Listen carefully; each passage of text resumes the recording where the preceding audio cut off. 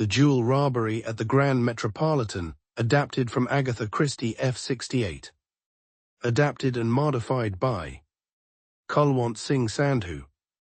Contents: 1. The Jewel Robbery at the Grand Metropolitan. 2. Comprehension 3 grammar page.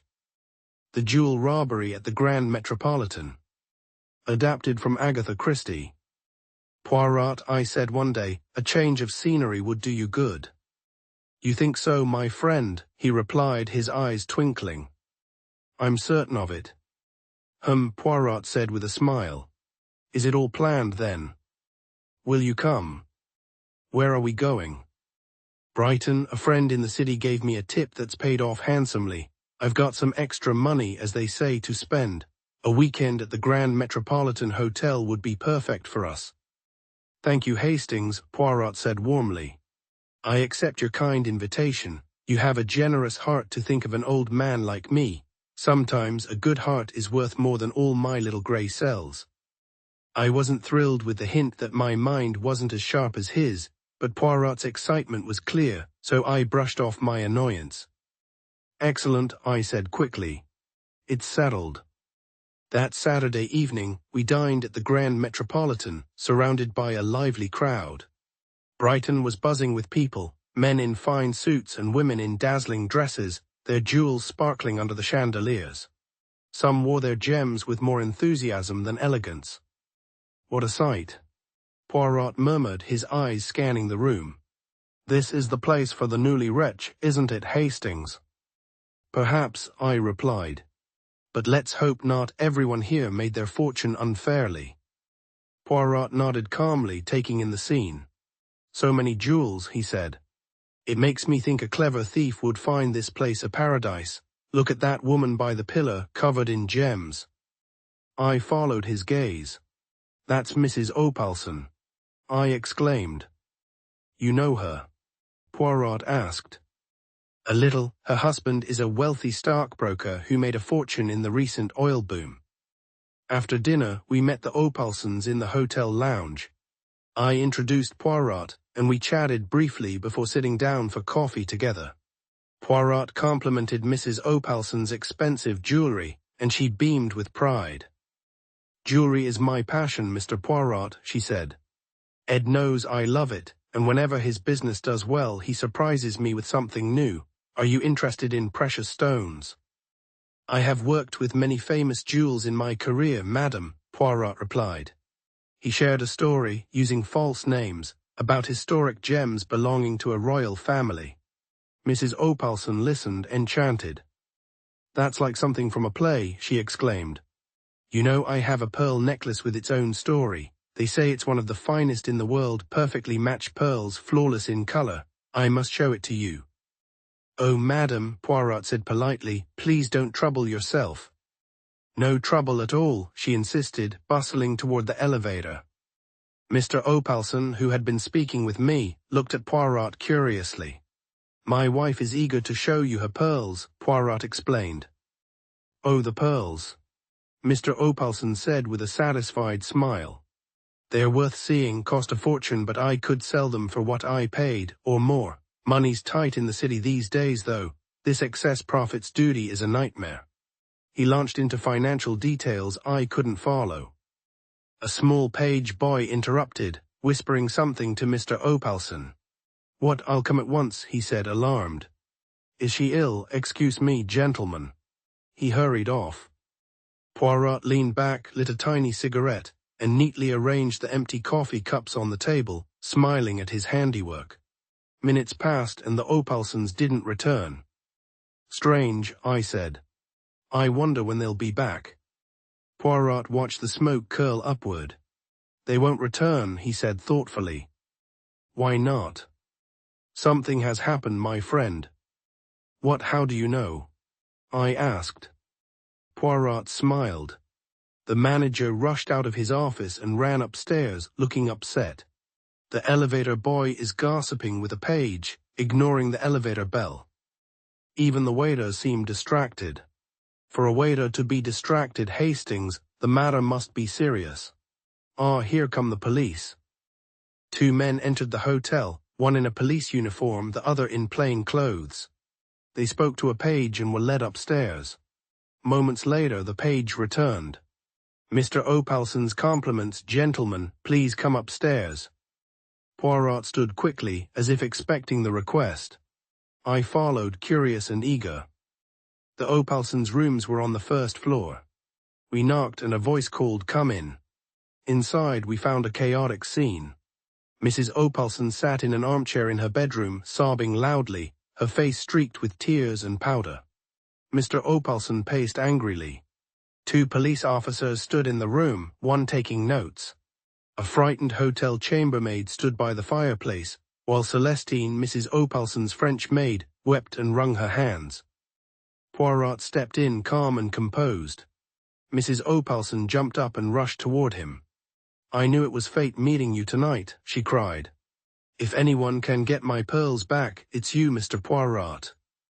"Calm yourself, madam," Poirot said, patting her hand. "All will be well. Hercule Poirot will help you." Mr. Opalson turned to the police inspector. "No objection to this gentleman assisting, I hope?" "None at all, sir," the inspector replied politely but indifferently. "Perhaps your wife can tell us what happened." Mrs. Opalson, guided back to her chair by Poirot, dried her eyes and began. "After dinner, I came upstairs to get my pearls to show Mr. Poirot. The chambermaid and Celestine were here, as usual." "Excuse me," Poirot interrupted. "What do you mean by as usual?" Mr. Opalson explained. "I insist no one enters this room unless Celestine is present. The chambermaid cleans in the morning with Celestine here and turns down the beds after dinner under the same rule. She never comes in otherwise." Mrs. Opalson continued. "I went to the drawer," she pointed to the bottom right drawer of the dressing table, "took out my jewel case and unlocked it. Everything seemed normal, but the pearls were gone." The inspector scribbled in his notebook. "When did you last see them?" "They were there before dinner," she said. "I considered wearing them, but chose my emeralds instead, and put the pearls back in the case." "You locked the case?" the inspector asked. "Yes, and I keep the key on a chain around my neck." She showed him the key. The inspector examined it and shrugged. "The thief must have had a duplicate key. It's a simple lock. What did you do after locking the case?" "I put it back in the drawer where I always keep it." "You didn't lock the drawer?" "No, I never do. Celestine stays in the room until I return, so there's no need." The inspector's expression grew serious. "So the pearls were there before dinner, and the maid never left the room." Celestine let out a piercing scream and threw herself at Poirot, speaking rapidly in French. "It's outrageous to suspect me of stealing from Madame. The police are fools, Monsieur, you're French." "Belgian," Poirot corrected gently. "You won't let them accuse me while that chambermaid goes free. She's dishonest, I've always said so. I watched her closely when she cleaned. Let the police search her and they'll find the pearls." The chambermaid's face reddened. "If she's saying I stole the pearls, she's lying. I never touched them. I was only in the room for 3 minutes before Mrs. Opalson arrived, and you," she glared at Celestine, "were here the whole time, watching me like a hawk." The inspector looked at Celestine. "Is that true? Did you leave the room?"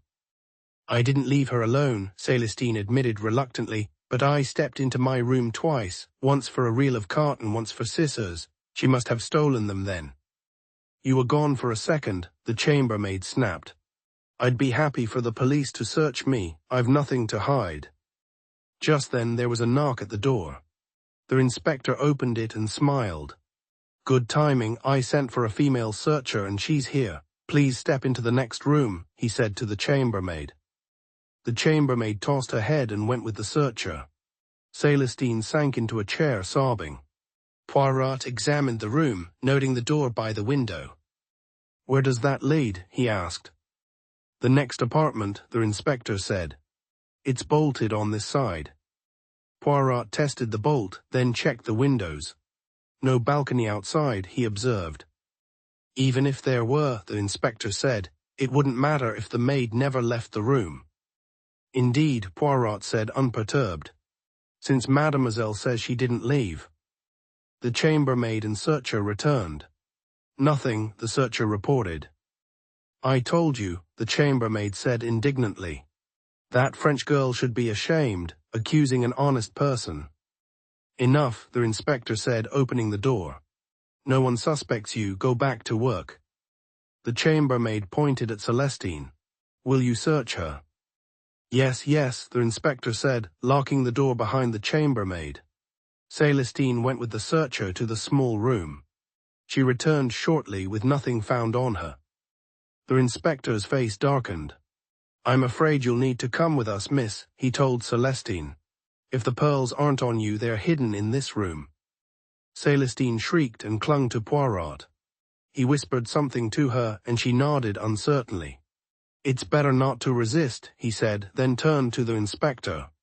May I conduct a small experiment for my own curiosity?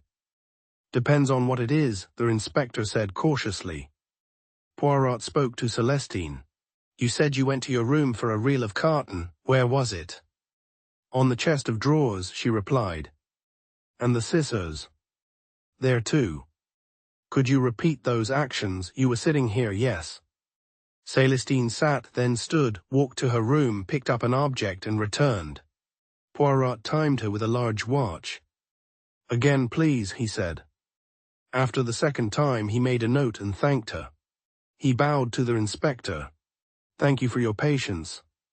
The inspector began searching the room, pulling out drawers, checking cupboards, and even tapping the floor. Mr. Opalson watched skeptically. Do you really think you'll find them? Yes, sir, the inspector said. She didn't have time to take them out of the room. They're here. Impossible, Poirot said quietly. What? The inspector asked. Poirot smiled. Let me show you, Hastings, take my watch carefully, it's a family heirloom. I timed Mademoiselle's absences, 12 seconds the first time, 15 the second. Now watch me. Madam, may I have the jewel case key? Mrs. Opalson handed it over. Hastings, say go. Go. I said. Poirot swiftly opened the drawer, took the jewel case, unlocked it, selected a piece of jewelry, locked the case, and returned it to the drawer. His movements were lightning fast. How long, Hastings? He asked. 46 seconds, I said. You see, Poirot said. The chambermaid wouldn't have had time to take the necklace, let alone hide it. Then it's the maid, the inspector said, resuming his search. He moved to Celestine's room. Poirot turned to Mr. Opalson. The necklace was insured, yes. Yes, Mr. Opalson said, surprised. It was. What does that matter? Mrs. Opalson cried. I want my pearls, not money. I understand, madam, Poirot said. Sentiment is everything, but for monsieur, insurance may offer some comfort. Suddenly, the inspector shouted in triumph, holding up the necklace. Mrs. Opalson leaped from her chair, overjoyed. My pearls, she cried, clutching them. Where were they? Mr. Opalson asked. In the maid's bed, hidden in the mattress springs, the inspector said. She must have hidden them before the chambermaid arrived. Poirot examined the necklace carefully, then returned it with a bow. The inspector said, We'll need to keep it for evidence, madam, but it will be returned soon. Mr. Opalson frowned. Is that necessary? Just a formality, the inspector assured him. Let him take it, Ed, Mrs. Opalson said. I'll feel safer. Poirot touched my arm. Let's go, Hastings, our work here is done. Outside, Poirot paused. I'd like to see the room next door, he said. The room, a large double, was empty and dusty. Poirot grimaced at a mark on a table near the window. The cleaning here is poor, he said. He checked the door connecting to Mrs. Opalson's room. Bolted on both sides, he noted. What are we doing here? I asked impatiently. Poirot seemed lost in thought. The case isn't over, Hastings, he said. But the maid stole the pearls, they were in her bed. Those were not the real pearls, Poirot said. They were fake. I stared stunned. Fake. Yes, mon ami, the inspector knows little about jewels. Soon there will be quite a commotion. We must tell the Opalsons. I said. No, Poirot said. Mrs. Opalson will sleep better thinking her pearls are safe. The real theft may have happened earlier, and the pearls she locked up tonight were already fake. I was bewildered. Poirot led me to the chambermaid's break room, where our chambermaid was recounting her story to colleagues. Poirot interrupted politely. "Excuse me, could you unlock Mr. Opalson's room?" She did so, and as she left, Poirot showed her a glossy white card. "Have you seen this among Mr. Opalson's things?" She examined it. "No, sir, the valet would know better." Poirot thanked her, and we entered the room. He rang the bell 3 times for the valet, who arrived promptly. Poirot showed him the card, but the valet hadn't seen it either. As he left, he glanced curiously at the wastepaper basket Poirot had emptied. The necklace was heavily insured, Poirot murmured, sifting through the papers. "What are you getting at?" I asked. "You see nothing as usual," he teased. "Let's return to our rooms." Back in our suite, Poirot changed quickly. "I must go to London tonight," he said. "The real work is done, but I need confirmation. No one fools Hercule Poirot." "You'll fail one day," I said, annoyed by his confidence. "Don't be upset, my friend. I need a favor. Brush the sleeve of my coat. There's white powder on it. You saw me touch the dressing table drawer." "No," I admitted. "You must observe, Hastings. I found powder on the drawer and rubbed it on my sleeve. A careless act. It's French chalk used to make drawers slide smoothly." I laughed.